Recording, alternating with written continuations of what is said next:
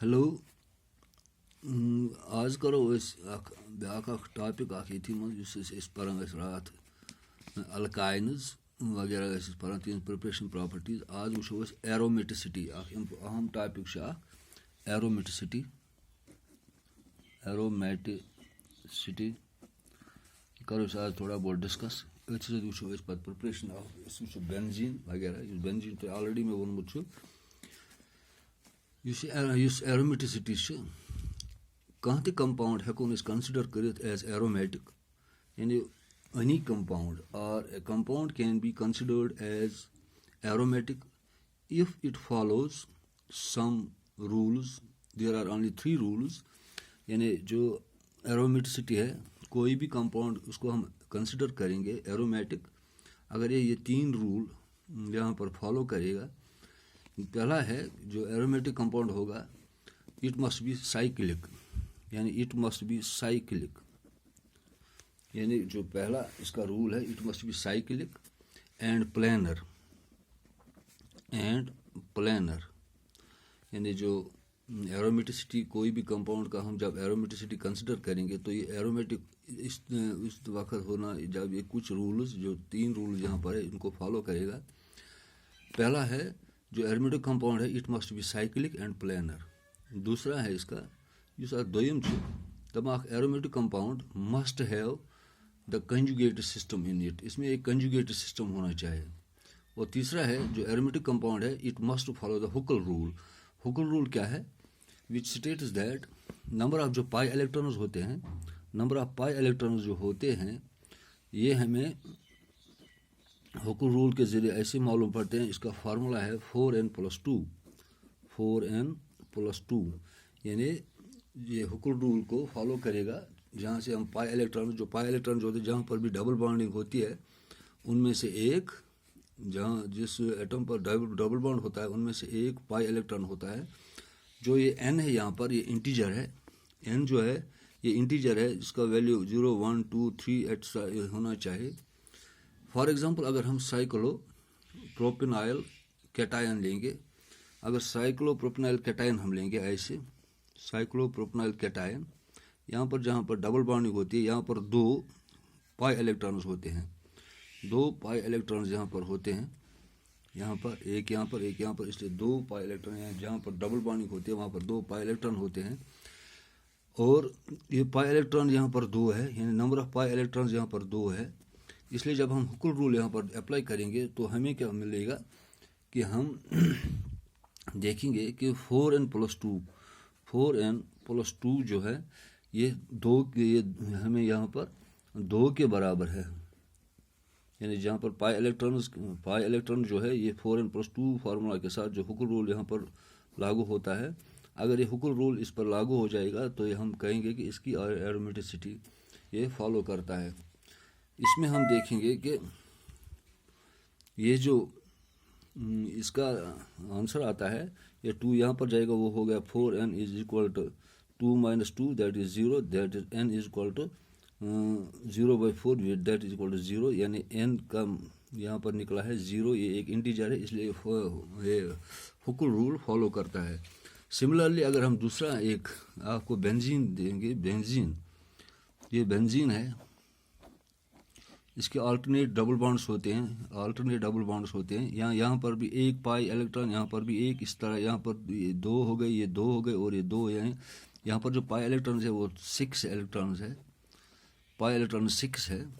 इसलिए जब हम हुकल रूल यहाँ पर लागू करेंगे तो 4n+2 = 6 ये निकलेगा 4n = 6 - 2 that is 4 n = 4/4 that is 1। यहाँ पर भी n 1 के बराबर निकला है इसलिए ये भी हुकल रूल फॉलो करता है। इसी तरह अगर हम नेफ्थलीन लेंगे नेफ्थलीन का जो स्ट्रक्चर है वो ऐसे है। नेफ्थलीन का स्ट्रक्चर यहाँ पर डबल बॉन्डिंग और यहाँ पर इसको डबल बॉन्डिंग ये स्ट्रक्चर आपको बनानी है जो है जैसे मैंने आपको पहले ही बताया कि स्ट्रक्चर कैसे बनते हैं। यहाँ पर कितने पाई इलेक्ट्रॉन्स आए जाएंगे एक हो गए 2 2 4 2 8 8 2 गए 10, 10 और 2, यहाँ पर कितने आएंगे? 2 2 4 तो 6, 8 तो 10, यहाँ पाई इलेक्ट्रॉन 10 आ जाएंगे, यहाँ पाई इलेक्ट्रॉन 10 आ जाएंगे। इसलिए जब हम 4n + 2 = 10, so 4n = 8, n = 8/4, that is 2। यानी यहाँ पर भी हुक्ल रूल यहाँ पर अप्लाई हो जाता है। सिमिलरली जब हम एंथ्रासीन लेंगे, अगर हम एंथ्रासीन का लेंगे, एंथ्रासीन का स्ट्रक्चर ऐसे है, एंथ्रासीन का स्ट्रक्चर ऐसे है,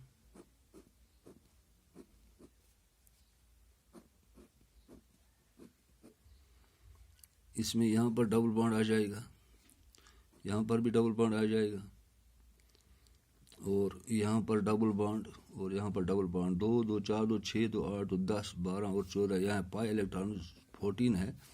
जब हम 4n + 2 यहाँ पर 14 लेंगे, वो हो जाएगा 4n = 12, n = 12/4, वो हो जाएगा 3, यानी यहाँ n 3 आ जाएगा। इसलिए ये हुक्ल रूल को फॉलो करता है। इसको हम कहते हैं एरोमेटिसिटी, यानी इसकी एरोमेटिसिटी। यहाँ पर जो हुक्ल रूल जो फॉलो करता है, those compounds which does not follow the above 3 rule, जो 3 रूल हमने दिए हैं आपको, अगर ये फॉलो नहीं करें, these rule are called non aromatic. अगर 3 रूल ये अप्लाई, ये वहाँ पर ये रूल ये फॉलो नहीं करेगा, इनको हम नॉन एरोमेटिक भी कहते हैं। दीज नॉन एरोमेटिक कंपाउंड्स में भी साइक्लिक विद कंजुगेटेड सिस्टम, ये साइक्लिक हो सकते हैं, लेकिन इनकी स्ट्रक्चर जो है वो कंजुगेटेड हो जाएगी। जैसे हम साइक्लोओक्टाटेट्रीन जो साइक्लिक है but with conjugated system, but it does not follow Huckel rule, and its plane is also distorted, that is why it is non-aromatic। इसलिए हम इसको non aromatic यहाँ पर कहते हैं।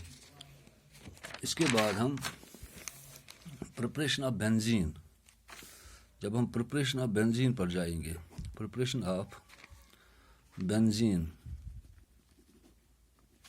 प्रिपरेशन ऑफ बेंजीन पर हम जब आते हैं, तो बेंजीन जो है ये is commercially obtained from coal tar but in laboratory. यानी जो बेंजीन है ये हम कोल तार से हम इसको हासिल करते हैं, मगर लेबॉर्ट्री में it is also prepared by the following process, ये कुछ प्रोसेस जिसमें हम साइक्लिक पॉलीमराइजेशन ऑफ इथाइन, यानी जो इथाइन का स्ट्रक्चर है HC ट्रिपल बॉन्ड CH, ये इथाइन का जो फार्मूला है HC ट्रिपल बॉन्ड CH, जो इथाइन है, इसको जब हम रेड हॉट ट्यूब, यानी व्हेन इसको हम एसिटाइलिन भी कहते हैं, when we pass it through a red hot metallic tube, cyclic polymerization takes place. इसमें हम क्या होता है कि साइक्लिक पोलीमराइजेशन, यानी पोलीमराइजेशन हो जाती है इसमें cyclic, and benzene is formed. अगर हम इसको यहाँ करेंगे 3 टाइम्स लिखेंगे, यहाँ को हम इसको 3 टाइम्स लिखेंगे, तो ये इसको हम red hot tube of metallic tube होता है, रेड हॉट ट्यूब, इसको 1500 से 2000 डिग्री सेंटीग्रेड पर हम इसको हीट देंगे, तो ये हमें बेंजीन देगा, ये हमें बेंजीन यहाँ पर देगा। इससे हमें बेंजीन की प्रिपरेशन हो जाएगी। बेंजीन को हम प्रिपेयर कर सकते हैं by cyclic polymerization of ethyne, यानी जब येल्टे एसिटाइलिन करोन pass through a red hot metallic tube, cyclic polymerization takes place. इससे क्या होता है कि बेंजीन पैदा हो जाता है, यानी बेंजीन हमें हासिल हो जाता है। इसको इसी से हम बेंजीन, जब हम एसिटाइलिन जो एक इथाइन भी है इसको कहते हैं, इसको हम रेड हॉट ट्यूब जो मेटेलिक ट्यूब होता है उसमें इसको हीट देंगे up to 1500 to 2000 degree centigrade, हमें बेंजीन मिलता है। दूसरा है इसका अगर हम फिनॉल को रिडक्शन करेंगे, यानी फिनॉल को हम रिड्यूस करेंगे, when vapours of phenol are passed over heated zinc dust. जब फिनॉल का फार्मूला है, फिनॉल का जो स्ट्रक्चर है वो ऐसा है, इसको हम यहाँ पर हाइड्रोक्सी ग्रुप होता है ऊपर, इसको हम जिंक डस्ट जो होता है हीटेड जिंक डस्ट, इसको पास करेंगे, उसमें से पास करेंगे तो बेंजीन हमें मिलता है। यानी इसको हमें हीट देनी है तो हमें बेंजीन मिलता है, ऐसे प्लस जिंक ऑक्साइड भी दिया हमें बाहर देता है। यानी हमने दो तरीके आपको बताए कि एक तो हम इसको साइक्लिक पोलीमराइजेशन से जब हम cyclic polymerization of ethyne acetylene को करेंगे through a red hot metallic tube up to 1500 to 2000 degree centigrade पर हम इसको हीट देंगे तो हमें बेंजीन मिलता है। दूसरा, जब हम रिडक्शन ऑफ फिनॉल करेंगे यानी इसको हम रिड्यूस करेंगे बाय जिंक डस्ट, यानी जब हम इसको हम पास करेंगे और हीट जिंक डस्ट, हमें बेंजीन यहाँ पर हासिल हो जाता है। और बेंजीन के साथ साथ हमें यहाँ जिंक ऑक्साइड भी मिलता है। ये हो गया एरोमेटिसिटी और प्रिपरेशन ऑफ बेंजीन। कल अगले वीडियो में इंशाल्लाह हम फिजिकल प्रॉपर्टीज और chemical properties of aromatic compound जो है या एरोमेटिक हाइड्रोकार्बन है जिसमें बेंजीन भी आता है, इसकी हम फिजिकल और केमिकल प्रॉपर्टीज आपसे डिस्कस करेंगे, जिसमें इलेक्ट्रोफिलिक सब्स्टिट्यूशन रिएक्शन होंगे, इसमें हेलोजिनेशन आता है, कार्बोकैटायन आता है, इन पर हम थोड़ा बहुत डिस्कस करेंगे।